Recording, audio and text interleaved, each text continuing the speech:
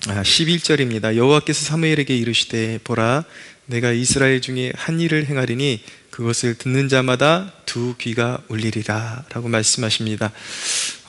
두 귀가 울리리라. 엘리의 집에 선언하신 그 재앙으로 말미암아 그 재앙이 엘리의 집에 임하는 것을 볼 때에 그것을 듣는 백성들마다 왜냐하면 제사장만이 지금 죄악 가운데 있는 것이 아니라 온통 이스라엘이 영적인 어두움 가운데 있었기 때문에 그 심판의 소식을 들을 때에 그 소식을 귀로 듣게 될 때에 온몸이 떨리는 그런 두려움을 경험하게 될 것이다 라는 그런 준엄한 하나님의 메시지인 것입니다. 12절에 보시면 내가 엘리의 집에 대하여 말한 것을 처음부터 끝까지 그날에 그에게 다 이루리라. 13절 내가 그의 집을 영원토록 심판하겠다고 그에게 말한 것은 그가 아는 죄악 때문이니 이는 그가 자기의 아들들이 저주를 자청하되 금하지 아니하였음이라. 그러므로 내가 엘리의 집에 대하여 맹세하기를 엘리 집의 죄악은 제물로나 예물로나 영원히 속죄함을 받지 못하리라 하였노라 하셨더라 라고 말씀합니다. 자, 엘리 집을 향한 하나님의 영원한 심판의 핵심은 무엇인가? 엘리와 그 엘리의 아들들이 여호와의 제사를 경멸히 여겼다라는 것입니다. 예배를 멸시함으로 말미암아 결국 그것이 하나님의 영예로운 이름, 영화로운 이름을 더럽힌 죄를 그들이 범한 것이죠.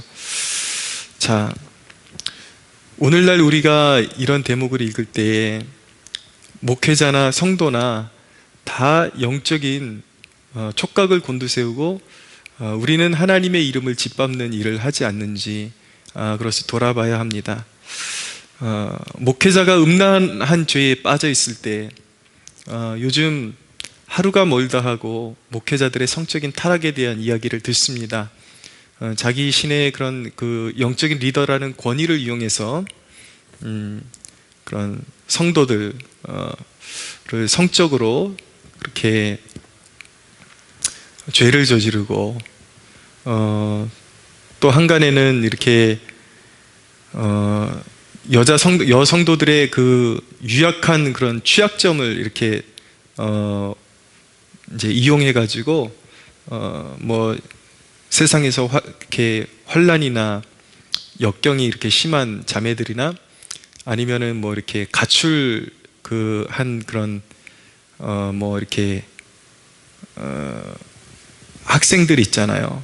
뭐 이런 학생들을 그들의 약점을 이용해가지고 이렇게 목회자라고 이렇게 의지하면 그거를 이용해서 나쁜 쪽으로 활용하는 그런 목회자들의 이야기도 듣고, 그런 목회자들의 그런 성적인 일탈에 대한 그런 소식들이 계속해서 들려옵니다. 불륜의 소식. 사실은 한편으로 보면, 영적으로 보면 영적인 그 리더요, 어떤 하나님께서 예배를 주관하게 하는 그런 제사장적인 임무로 이렇게 부름받은 사람들이 그렇게 성적으로 타락하는 그런 모습, 이것이 바로 제사를 멸시하는 모습이고, 그리고 여호와의 이름을 욕되게 하는 모습이라고 말씀드릴 수가 있습니다. 여기 미아리에 점집이 엄청 많죠. 예, 여기 순 점집, 철학원, 뭐 이런 어떻게 말하면 여기가 영적으로 굉장히 드센 곳이라고 말씀드릴 수가 있습니다. 뭐 점치는 귀신들의 소굴이라고 말씀드릴 수가 있는데, 그만큼 교회의 그 역할이 중요한 곳이죠. 근데 그런 어떤 통계 같은 곳에 보면은 점집에 점 보러 오는 고객들 가운데 크리스천이 그렇게 많다고 해요. 예. 아무개 집사, 아무개 권사, 이런 사람들이 자기 남편 문제, 그리고 자식 문제 가지고 무당한테 가갖고 귀신에게 물어보는 그런 일들을 서스럼 없이 저지르곤 합니다. 그런 모든 것들이 여호와의 제사를 멸시하는 죄에 해당되는 것이고, 하나님의 이름을 멸시하는, 더럽히는 죄에 해당되는 것이라고 말씀드릴 수가 있죠. 그러나 성경에 분명히 경고하고 있습니다. 고린도전서 3장 17절에 보면 누구든지 하나님의 성전을 더럽히면 하나님이 그 사람을 멸하시리라 라고 말씀합니다. 여러분, 오늘날 엘리의 제사장에게 임했던 이런 즉결 심판적인 이러한 심판의 모습은 어떤 면으로 보면은 굉장히 찾아보기 힘든 시대가 된 것 같습니다. 그래서 아무렇게나 살아도 별 탈이 없구나 사람들이 착각하기 쉬운데, 오늘날 우리 시대에는 이런 죄악들을 하나님이 일일이 다 심판하시기보다는 최후의 심판으로 하나님께서 밀어놓으신 듯한 그런 인상을 받습니다. 그러나 그렇다고 해서 이런 죄악을 범하는 것에 대해서 직결적인 심판이 다 사라진 시대냐? 결코 그렇지는 않습니다.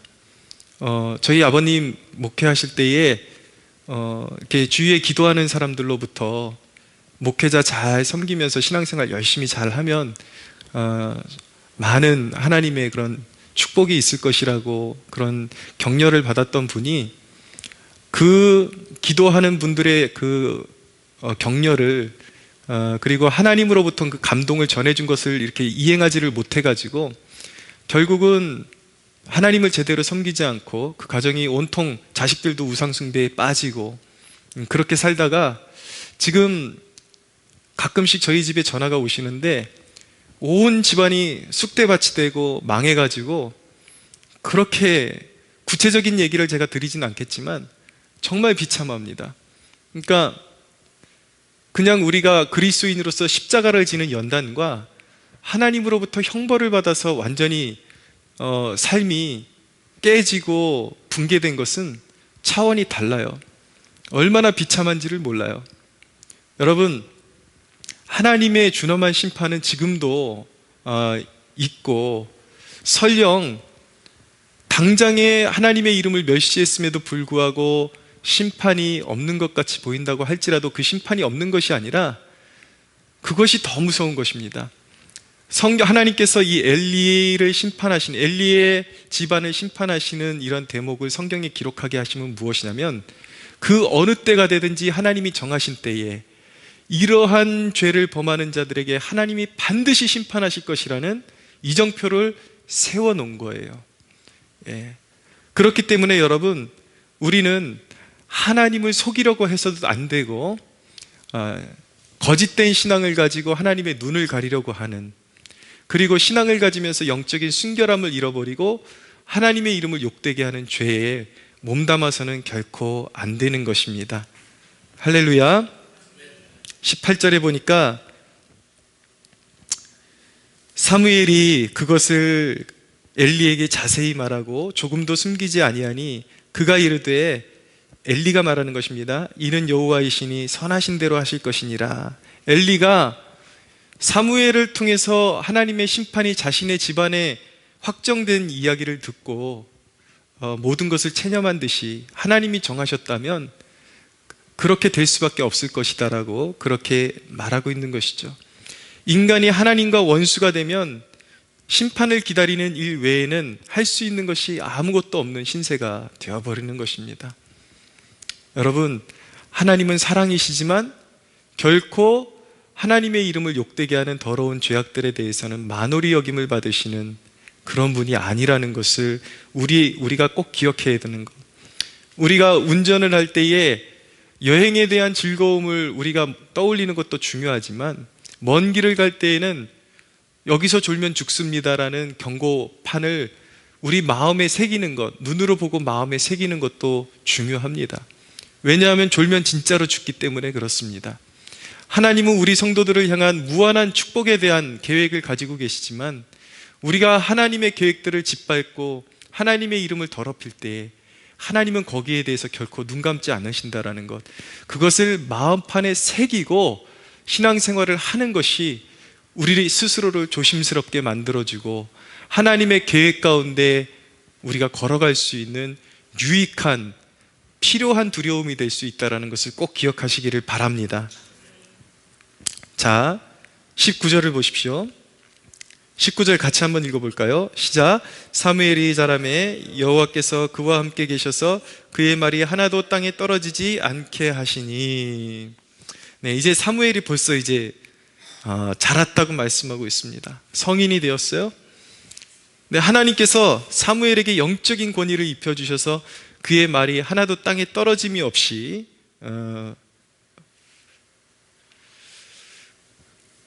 그렇게 하나님께서 은총을 입혀주셨다라는 것을 알게 됩니다. 여러분, 이 시대에 하나님의 말씀의 회복이 절대적으로 절실하게 필요한 시대가 되었습니다. 자, 이 시대의 그런 교회의 문제가 무엇이냐라는 질문을 던질 때에 어떤 사람들은 막 그런 어떤 정상적이지 않은 신앙의 범주에 속한 것들에 집착하는 사람들이 있습니다. 뭐 해외 어느 교회, 특이한 교회에서 뭐 무슨 귀신 분장을 하고 예배를 드리는 그런 곳도 있고, 막 그런 망령된 곳, 막 심령주의, 막 뭐 귀신 역사 같은 거. 그런데 여러분, 그런 것들이 진정한 이 시대의 교회의 문제이겠습니까? 그런 것은 사실은 교회가 아니죠. 누가 봐도 이상한 곳이죠. 정상적인 사람은 그런데 결코 속지 않습니다.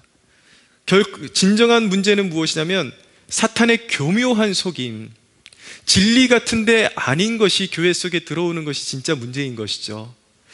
여러분, 최근 한국교회에서도 이제 아주 불온한 사상을 가지고 교회 안으로 침투해 들어오는 세력들이 있습니다. 그 대표적인 사람 중에 임보라라는 목사와 김근주라는 목사가 있는데, 이들은 퀴어 신학의 지지자들로 그렇게 알려져 있습니다. 퀴어 신학이라는 것은 무엇이냐면 동성애를 합리화시킨 그런 새로운 신학의 버전을 말하는 것입니다. 이들은 동성애를 옹호하기 위해서 퀴어 신학이라는 신학의 체계를 잡으면서 하나님의 교회에 동성애가 죄가 아니다라는 그런 사상을 가지고 교회로 침투해 들어오고 있습니다.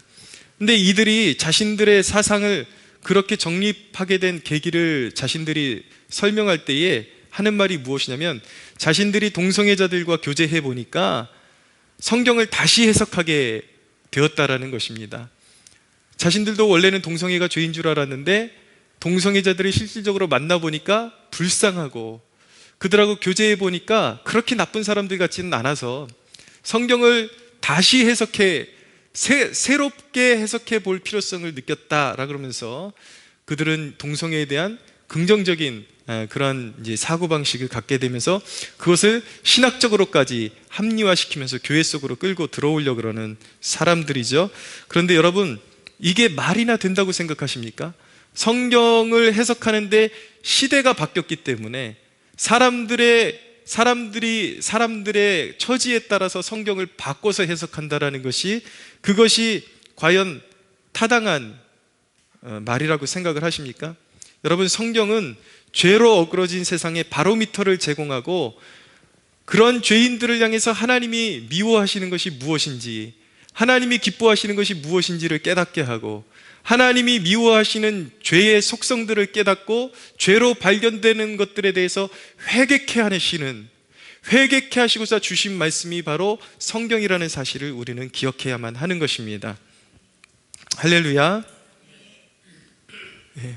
이렇게 세상의 세속적인 아주 추하고 더러운 그러한 세상의 그런 물결이 신학이라는 이름에 섞여가지고 교회 안으로 밀려 들어오고 있는데, 많은 사람들이 그것에 동요하고 그것이 바로 인권이고 그것이 바로 평등이다라는 거짓된 프레임을 씌워가지고 교회 안에서도 활발하게 그런 활동들을 하고 각 신학교에서도 그런 동아리들이 일어서고 있고, 온 교회와 신학교를 지금 휘짓고 다니면서 진리를 더럽히는 세력들이 일어나고 있습니다.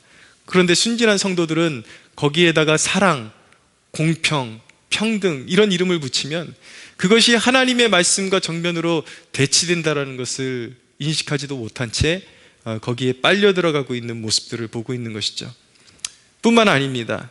이 시대에는 종교개혁적 구원론이 심각하게 훼손되고 있습니다. 인간의 전적 타락을 말하는 것과, 그리고 하나님께서 무조건적으로 하나님의 주권하에 구원받을 자를 택하신다라는 것, 그리고 오직 믿음으로 구원받는다라는 것, 오직 은혜, 오직 믿음, 이런 교리들이 완전히 훼손되고 있고, 또 구원이 인간의 의지에 의해서 구원이 취소될 수 있다라는 사상들이 만연하고 있어요. 근데 그들은 구원이 취소될 수 없다고 가르치는 목사들에 대해서 그러니까 사람들이 타락하는 것 아니냐라고 그렇게 반박을 하고 공격을 하는데, 사실 그것은 신학적인 무식함을 드러내는 것에 불과합니다. 인간이 거듭난다라는 것은 한 영혼이 새 생명으로 태어나는 거예요. 성령의 역사와 함께 하나님이 견인해 가시는 사역이 있고, 진정으로 구원받는 믿음을 가진 사람은 성령의 열매를 맺으면서 회개에 이를 수밖에 없고, 죄에 대한 경각심을 가지고 끊임없이 죄와 싸울 수밖에 없다라는 그 사실을 모르기 때문에 그들이 그런 신학적인 기초가 너무나도 뿌리 내리지 못한, 너무나도 연약한 신학적인 그런 기초를 가진 목회자들이 지금 우후죽순처럼 일어나면서 유튜브를 통해서 종교개혁자들이 우리에게 전해준 신앙과 정반대되는 내용들을 열심히 전하고 있습니다. 얼마 전에도, 제가 며칠 전에도 그런 분에게 전화를 받았는데, 자신이 예전에 신앙교육을 받을 때는 하나님이 선택하시고 구원하시고, 한번 구원받은 성도는 하나님의 성령의 견인을 받아서 죄와 싸우면서 끝내 승리하는 길로 가게 된다고 배웠는데, 어느 유명한 목사님 설교를 들으니까 인간이 자기 의지에 의해서 인간이 구원을 잃어버릴 수도 있고 구원이 취소될 수 있다라는 그런 설교를 듣게 되었다 그러면서 너무 혼란스럽다 그러면서 저에게 상담을 요청해 오신 분이 있었습니다. 여러분, 그런데 그런 메시지를 전하는 목사들 가운데, 여러분, 오늘날 유튜브를 통해서 너무나도 많은 대중들의 인기를 얻고 있는 목사들의 영적인 문제가 너무나도 신학적으로 기초가 너무나도 엉성하고 너무나도 잘못된 사상을 갖고 있는 사람들이 많다라는 것이 문제입니다. 그 대표적인 목사 중에 한 사람은 요한계시록을 강해를 하면서 신약시대 이후로 2000년 동안 요한계시록을 이 세상에 존재했던 어떤 위대한 신학자도 제대로 풀어낸 인간이 없었고, 그 사람 표현으로 말하면 다 엉터리였다라는 거예요. 다 엉터리였는데 자신이 요한계시록을 펴놓고 30분을 읽으니까 전혀 오류가 없는 완벽한 해석을 해낼 수 있었다. 여러분, 정상적인 사고방식으로 이 이야기를 들으면 그 사람이 진정으로 제대로 된 목사라고 생각할 사람이 있을까요? 그런데 더 문제는 무엇이냐면, 그렇게 주장하는 그 사람이 우리나라에 지금 나라에서 일어나고 있는 공산주의 사상의 그런 확산에 우려를 포함해서 공산주의를 아주 현란하게 비판했다라는 이유만으로 수많은 자칭 보수라는 사람들이 그 사람이 공산주의 욕하고 그런 이후로 그 교회 성도가 제가 얼핏 듣기로는 2000명 이상이 늘었다라는 그런 이야기를 듣게 되었습니다. 여러분, 이것이 영적인 타락 아닌가요? 엄연히 말씀드리면 이 나라의 정치적인 현안도 중요하지만, 공산주의를 우리가 수용할 수 없는 것이지만, 그런 정치적인 개념과 진리의 개념은 엄연히 말하면 다른 것입니다. 그런데 오늘날 수많은 성도라 하는 사람들이 정치적으로 옳은 말을, 자신들이 원하는 속 시원한 말을 해주면 여기 선지자 나셨네 그러면서 그 교회로 수천 명이 달려간다라는 거예요. 여러분, 감히 말씀드리지만 그것은 스스로가 이단의 몸을 던지는 것이고, 자기 스스로 미혹에 빠져서 심판으로 자기 자신을 던져버리는 것과 같은 것입니다. 제정신이 아니에요. 미혹된 시대예요. 아무리 정치적인 이슈가 중요하지만 진리와 진리보다 정치적인 이슈를 더 높여서는 안 되는 것입니다. 그건 우상이에요. 그것은 진리를 신봉하는 것이 아닌 것입니다. 그런데 오늘날 그런 거짓된 스스로 선지자 노릇하고 스스로 세상에서 가장 성경을 잘 해석한다고 자부하는 자들이 오늘날 유튜브에서 횡행하고 있으면서 오히려 종교개혁 정신을 이어받은 설교자들을 향해서 거짓된 목사들이라고 공격을 하고 있는데, 수많은 성도들이 거기에 빠져들어가고 있는 그런 지금 형국이 너무나도 정말 위중하고 위험한 형국이 되어버린 것입니다. 여러분, 많은 사람들이 이 시대에 교리가 무슨 소용이 있느냐 그렇게 무지한 소리를 하는데, 헤르만 바빙크라는 개혁주의 신학자 가운데 뛰어난 신학자는 이렇게 말했습니다. 교리를 무시하는 것, 종교개혁자들이 정의해놓은 교리를 무시하는 것, 그것은 나 이전에는 성경을 제대로 해석하는 사람이 하나도 없었다는 영적 자만에서 기인된 생각에 불과하다라고 말하고 있습니다. 여러분, 공인된 복음주의자들, 공인된 종교개혁자들의 사상을 물려받은 설교자들의 그런 설교가 중요한 이유는 무엇입니까? 여러분, 성경이 그냥 내 마음대로 읽는다 그래서 올바른 해석이 된 것이 아니에요. 성령님께서 분명히 우리 믿음의 선조들에게 올바른 신학의 길을 걸었던 선조들을 통해서 올바른 신학을 전수해 오셨다라는 것을 우리는 인정해야만 하는 것입니다. 배우기를 싫어하는 자, 배우는 것을 싫어하는 교만한 자는 자기 스스로 죄에 빠질 수밖에 없고 자기 스스로 이단적인 사상에 빠져들어갈 수밖에 없는 것이죠. 여러분, 오늘날 이 시대에 필요한 것이 무엇입니까? 오늘 이 시대에는 이 말씀을 어떻게 적용하느냐에 따라서 포인트가 좀 달라질 수도 있겠는데, 저는 이렇게 적용을 해보았습니다. 우리 시대에 꼭 필요한 것은 사무엘과 같은 한 사람이 필요한 것이 아닙니다. 물론 어떤 의미에서는 사무엘과 같은 영적인 순결함을 가진 사람들이 일어나야 되는 것이 맞지만, 제가 말씀드리는 것은 오늘날 사무엘과 같은 선지자가 일어났다 그러는 곳 가보면 다 이상한 사람들이에요. 다 이상한 꿈 꾸고 환상 보고, 대한민국에 하나님의 심판이 확장되어서 이제 곧 멸망하게 되었으니까 대한민국에서 탈출해라, 이런 류들. 자기가 성경을 해석한 것이 2000년 역사에 아무도 성경을 제대로 해석한 사람이 없었는데 자기 혼자 완벽한 해석을 해냈다. 여러분, 오늘날 선지자 취급받는 사람들 다 이상한 사람들밖에 없어요, 거의. 오늘날 필요한 것은 사무엘과 같은 독보적인 한 사람, 그런 사람이 필요한 것이 아니라, 여러분, 사무엘의 이 성경에 나타나는 사무엘의 위치는 선지자와 사도들로 이어지는 순수 신앙의 전달자로서 한 디딤돌에 속하는 것입니다. 성경의 역사에 하나님의 거룩한 말씀을 회복시키는 한 디딤돌의 역할을 했던 사람이 사무엘입니다. 여러분, 이 시대는 사도적인 메시지, 복음의 회복이 이루어지는 것을 우리는 더 갈망해야 되고, 그것이 바로 사무엘의 영성의 회복이라는 것을 우리는 깨달을 수 있어야 하는 것입니다. 할렐루야. 사무엘로부터 이어져서 모든 선지자들과 사도들에 의해서 집대성되고 귀결된 그 복음의 진리가 복음다운 그 복음의 영광이 회복되어지고 선언되어지는 것, 그 진리가 회복되어지는 것이 바로 사무엘의 영성이 회복되어지는 것입니다. 오늘날 교회 안에 그 진리의 메시지가 회복되어야 하는 것입니다. 우리가 기도할 때 우리는 온 교회 안에 혼탁한 영적인 진리의 물결이 쓸려 내려가고 하나님의 진리의 말씀이 회복되어지는 역사가 있기를 우리는 소망하며 간구해야 하는 것입니다. 교회의 메시지가 회복되어야 할 뿐만 아니라 그 복음의 영광 앞에 엎드리는 선한 양심을 가진 회중들이 일어서기를 우리는 구해야 하는 것입니다.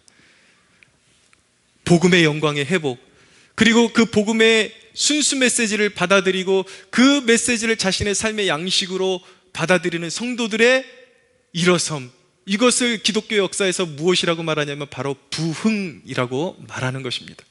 우리는 부흥을 사모해야 하는 것입니다. 여러분, 우리가 사모해야 하는 것은 무엇이냐면 종교개혁 시대와 마찬가지로 복음의 진리가 회복되었던 때마다 어떤 역사가 일어나냐면 성도들의 직업관이 회복되었습니다. 삶에서 그들의 삶이 달라졌습니다. 그들의 눈빛이 달라졌습니다.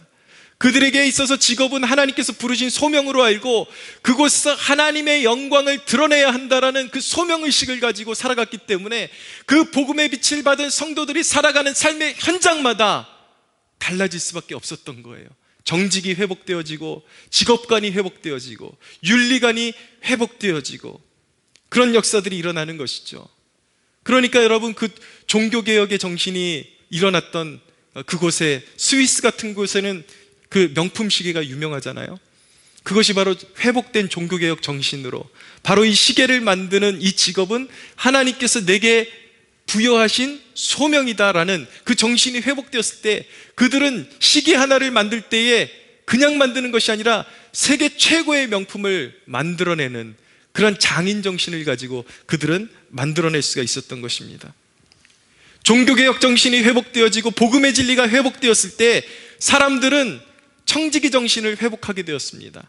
재정적으로도 이 물질은 하나님께서 나에게 주신 것이기 때문에 나의 쾌락과 나의 삶의 안락함을 위해서 이것을 소진해서는 안 되고 정직하게 벌되 많이 모으되 그것을 나의 개인의 삶의 안위를 위해서 모으는 것이 아니라 나 자신을 위해서는 적게 쓰고 사회를 위해서 좋은 일을 하고 학교를 세우고 가난한 자들을 돕고 사회를 번영케 하는데 그것을 환원해서 사용하는데 종교개혁의 정신을 가진 하나님의 백성들, 복음의 빛을 받은 하나님의 백성들은 자신의 인생을 그렇게 청지기의 사명을 가지고 사용했던 것입니다. 할렐루야. 이것이 바로 청교도들의 삶이었어요. 우리가 지금 회복해야 되는 정신이 바로 이것입니다. 순수한 청교도들과 같은 그런 정신, 종교개혁의 정신, 복음의 진리를 회복하고 그 진리대로, 내가 이 복음의 진리대로 살아가리라. 할렐루야. 하나님의 말씀을 받아서 그 말씀대로 살아가리라.